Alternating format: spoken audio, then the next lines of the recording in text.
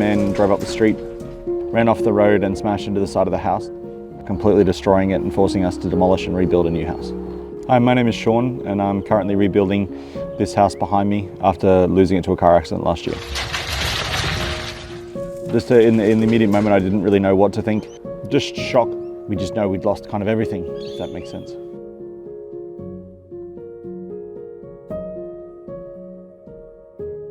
Power and water are the big things. You don't realise you need them until you can't go to a tap and turn it on and get water. When you can't charge your phone, you can't cook food. That sounds like virtues.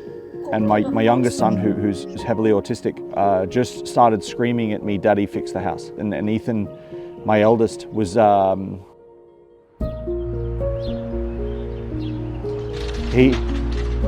understood that the house was going to be gone, but he didn't understand why he couldn't just go in. So in the initial, we had the AC200 Max, but it was great for camping or for small outdoor activities, but to run a household long term, it wasn't really possible. And then when the EP500 Pro came, that was something that could run everything.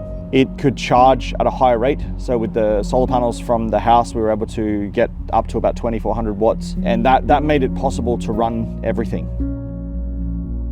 So we set up into two separate zones. So zone one was the kitchen kind of dining area. That was powered by the EP500 Pro because that had the ability to cook and keep the fridge up and everything like that. The other zone was the kids side of the container, a TV that we'd managed to get, the Nintendo Switch that we had, some lights and some fans. EP500 Pro would charge the AC200 Max. We had to make the most of it throughout the day. Only had about 5 to 6 kilowatts to deal with in storage and be very strategic about how we placed it.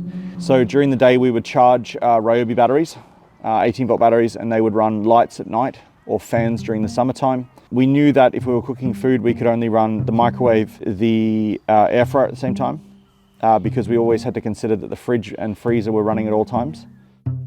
As we got closer to building the house, we were looking at how our long-term power solutions would be.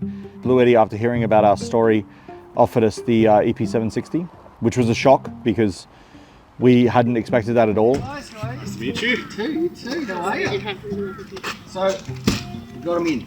Sean actually reached out to me on LinkedIn. The fact that he had already had a BLUETTI product to start with, J-Car helped him out and told me about what had happened. We have to step in here. This is a family that's gone through something very, very difficult. In comparative storage wise, it's nearly 3 times the capacity of the EP500 Pro. Once you add dryers, washing machines, hot water systems, things like that, we knew that we could run a house.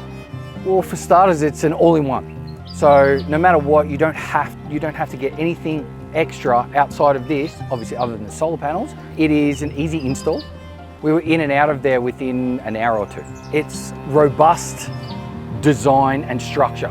It's going to last in the Australian elements. The federal rebate that the government has introduced has had a massive impact on creating a battery system for every home, making it more affordable. So you're able to make your money back on your initial investment so much faster now.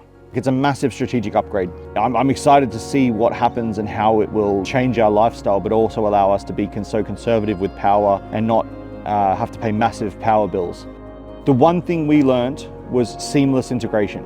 BLUETTI to seamlessly integrate with our lives. It had a wireless integration and a Bluetooth integration. So even when you were away from home, you could still see it working. I mean, I definitely recommend the EP760. Never know when the grid could go down. You never know when you could need it. And there's a lot of situations where if you suddenly don't have power, that I would recommend it. This was an incredibly difficult event to have happen, and he's obviously been through a lot over the past 12 months. So, a massive thank you to Sean for allowing us to share.